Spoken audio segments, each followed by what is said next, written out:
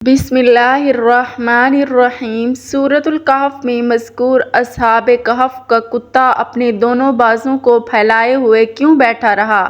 المانیہ German کا ایک physician doctor کا بیان ہے کہ میں کسی سفر میں ایک بار ایئرپورٹ پر تھا کہ اچانک ایک نوجوان نے قرآن کا مترجم نسخہ مجھے گفٹ کیا۔ میں نے اس کا دل رکھنے کے لیے تھینکس کرتے ہوئے لے لیا کہ اس کے سامنے سے اوجھل ہونے کے بعد اس کو پھینک دوں گا۔ تھوڑی دیر کے بعد وہ میری نظروں سے غائب ہو گیا۔ میری بھی فلائٹ کا وقت ہو چلا اور میں جہاز میں بیٹھ گیا۔ سفر طویل تھا۔ اکتاہٹ کی وجہ ادھر ادھر پلٹی لی تو جیب میں کچھ وزن سا محسوس ہوا۔ نکالا تو وہی قرآن کا نسخہ تھا جسے میں بھول گیا۔ خیر، دل میں خیال آیا دیکھوں تو صحیح کیا ہے اس میں۔ میں نے کھولا تو میرے سامنے سورۃ الکہف کھلی اور میں دھیرے دھیرے ورق گردانی کرنے لگا۔ اچانک میں دو ایسی آیتوں سے گزرا جنہوں نے مجھے ٹھہرنے اور غور کرنے پر مجبور کر دیا۔ وہ دونوں آیتیں یہ تھیں۔ ترجمہ: آپ دیکھیں گے کہ آفتاب بوقت طلوع ان کے غار سے دائیں جانب کو جھک جاتا ہے اور بوقت غروب ان کے بائیں جانب کترا جاتا ہے اور وہ اس غار کی کشادہ جگہ میں ہیں۔ دوسری آیت یہ ہے۔ ترجمہ: اور آپ خیال کرتے کہ وہ بیدار ہیں حالانکہ وہ سوئے ہوتے تھے، خود ہم ہی انہیں دائیں بائیں کروٹیں دلایا کرتے تھے۔ ان کا کتا بھی چوکھٹ پر اپنے ہاتھ پھیلائے ہوئے تھا۔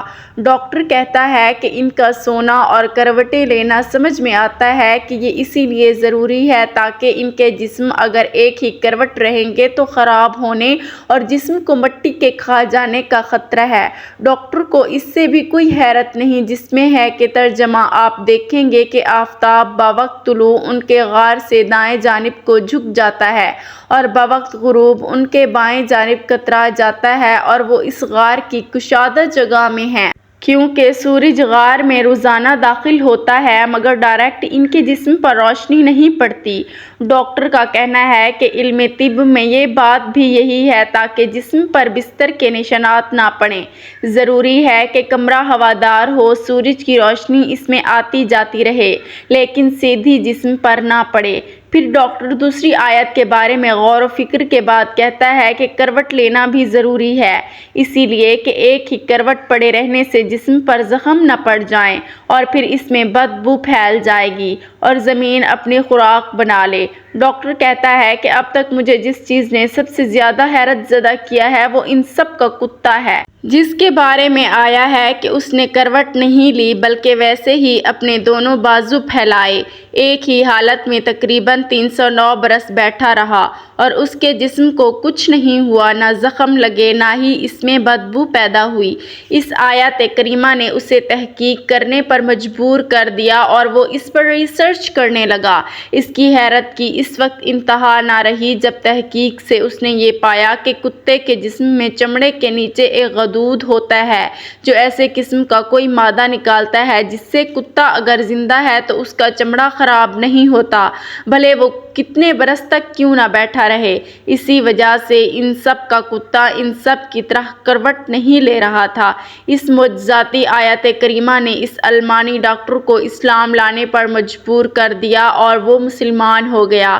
الحمدللہ قارئین کرام، اور ہمیں اس المانی ڈاکٹر کے اسلام قبول کرنے نے حیرت کر دیا تھا کہ ہم کتنے لوگ ہیں جو قرآن کو اس طرح پڑھتے ہیں جس طرح اس ڈاکٹر نے پڑھا، سمجھا، تحقیق و تدبیر کی، غور و فکر کیا اور ایک بہترین نتیجے پر پہنچا۔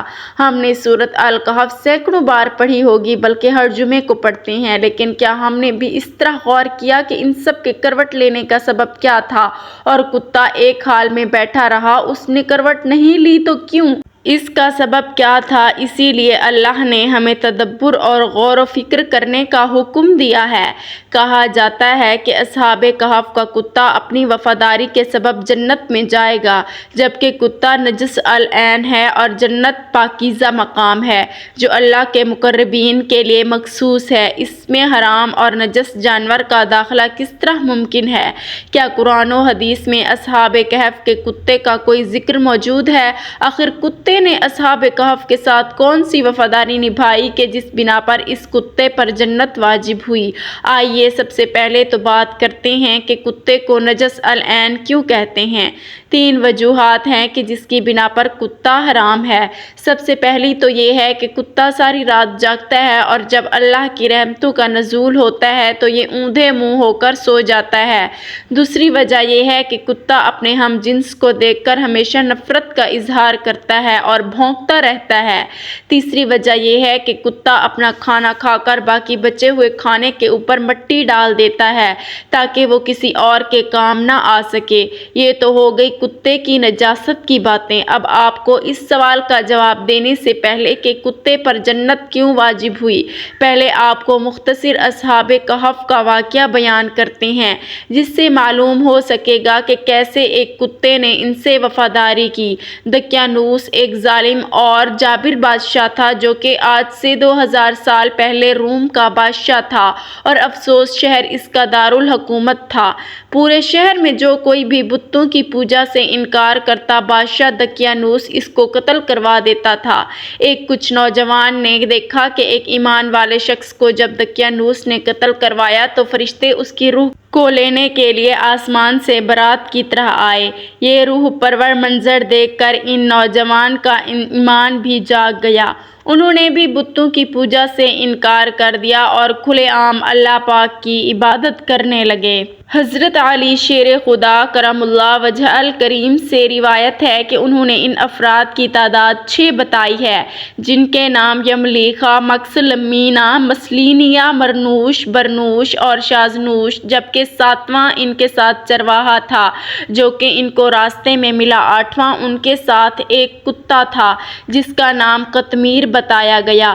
اب ہوا یوں کہ ان 6 ایمان والوں کو بادشاہ دقیانوس نے 3 دن کی مہلت دی کہ وہ بتوں کی پوجا شروع کر دیں، نہیں تو انہیں قتل کر دیا جائے گا۔ تیسرے دن یہ 6 نوجوان کچھ سامان کے ساتھ ہجرت کر گئے۔ شہر کی سرحد پر انہیں ایک چرواہا ملا۔ جب انہوں نے چرواہے کو اپنے ایمان کا واقعہ سنایا تو اس کا بھی دل ایمان سے جاگ اٹھا، وہ بھی ان کے ساتھ ہو لیا۔ چرواہے نے اپنی بکریاں کو آزاد کر دیا جبکہ اس کے پاس ایک کتا بھی تھا جس کو وہ لوگ اپنے ساتھ لے گئے۔ شہر افسوس سے تقریباً 6 میل دور ایک غار میں انہوں نے پناہ لی۔ بادشاہ دقیانوس کو جب اس بات کا علم ہوا تو وہ اپنی فوج کو لے کر ان کی تلاش کے لیے نکل پڑا۔ جب وہ بادشاہ اپنی فوج کے ساتھ اس غار کے منہ پر پہنچا جس پر اصحاب کہف نے پناہ لے رکھی تھی تو بادشاہ نے دیکھا کہ ایک شکاری کتا اپنے اگلے دونوں پاؤں پھیلا کر غار کے دروازے پر بیٹھا ہے۔ فوج جب غار میں جانے لگی تو بادشاہ نے کہا کہ غار میں جانے کی ضرورت نہیں ہے کیونکہ اگر یہاں کوئی انسان ہوتا تو یہ کتا ضرور بھونک رہا ہوتا یا پھر ان کو کھا جاتا۔ کتا بادشاہ اور فوج کو دیکھ کر بھی اس طرح سکون سے بیٹھا رہا۔ اسی طرح وہ بادشاہ واپس لوٹ گیا۔ اللہ تعالیٰ سورۃ الکہف کی آیت نمبر 22 میں فرماتا ہے اور ان کا کتا غار کے دہانے کے اندر اپنے دونوں اگلے ہاتھ پھیلائے پڑا ہے۔ ایک روایت میں ہے کہ اصحاب کہف اس غار میں 309 سال تک سوئے رہے اور جب ایک نیک دل بادشاہ بیدروس کی حکومت آئی تو اس کے زمانے میں یہ لوگ یہ قیاس کرنے لگے کہ ایک دفعہ جو مر جائے وہ دوبارہ زندہ نہیں ہو سکتا۔ چنانچہ بادشاہ بیدروس نے اللہ پاک سے دعا فرمائی کہ کوئی ایک ایسا معجزہ دکھا کہ میرے لوگ یہ مان جائیں کہ مرنے کے بعد اللہ دوبارہ ضرور زندہ کرے گا اور قیامت برپا ہوگی۔ اللہ نے بادشاہ کی دعا قبول کی اور ایک چرواہے نے اپنی بکریاں پالنے کے لیے اسی غار کو چنا جس میں اصحاب کہف تھے۔ اس چرواہے نے غار کے منہ پر بنی دیوار کو گرایا جس سے اصحاب کہف باہر آ گئے۔ اب بات صرف اتنا کہ کتے کی ایک عادت بھونکنا ہے، لیکن اصحاب کہف کے کتے نے بس اپنی ایک عادت چھوڑی تو اللہ نے اس پر جنت واجب کر دی۔ اس کتے نے اپنی فطرت کو چھوڑا، یہی پر حکم ہوا کہ اس کتے پر جنت واجب ہے۔ یہ تمام باتیں تفصیل سے بتانے کا مقصد تھا کہ تمام باتیں جس سے کتا نجس العین ہے وہ تو آج ہم میں بھی پھیل چکی ہیں۔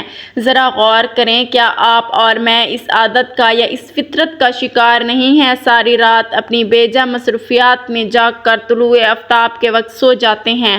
اپنے ہی بہن بھائیوں کو نفرت سے دیکھنا، ان کے لیے آسانیاں پیدا کرنے کی بجائے مشکلات پیدا کرنا میری اور آپ کی فطرت کا حصہ نہیں ہے۔ اپنی غذائی ضروریات پوری کرنے کے لیے کھانے کو فریج جیسی مشین میں فریز کر دینا اور بعد میں ضرورت نہ پڑنے پر ضائع کر دینا ہمارا روز کا معمول نہیں ہے۔ آپ اندازہ کریں کہ ایک پلید جانور اپنی ایک بری عادت کو کچھ دیر کے لیے ترک کرتا ہے تو اللہ تعالیٰ اس پر جنت واجب کر دیتا ہے، اور ہم تو پھر بھی اشرف المخلوقات ہیں۔ آئیے آج ہی عہد کرتے ہیں کہ ہم تمام برے اعمال کو چھوڑ کر اللہ کی عبادت میں دل جان سے مگن رہیں گے۔ اللہ پاک ہم کو صراط مستقیم پر ڈٹ جانے کی توفیق عطا فرمائے۔ آمین ثم آمین۔ کمنٹ باکس میں آمین لکھنا مت بھولیے گا۔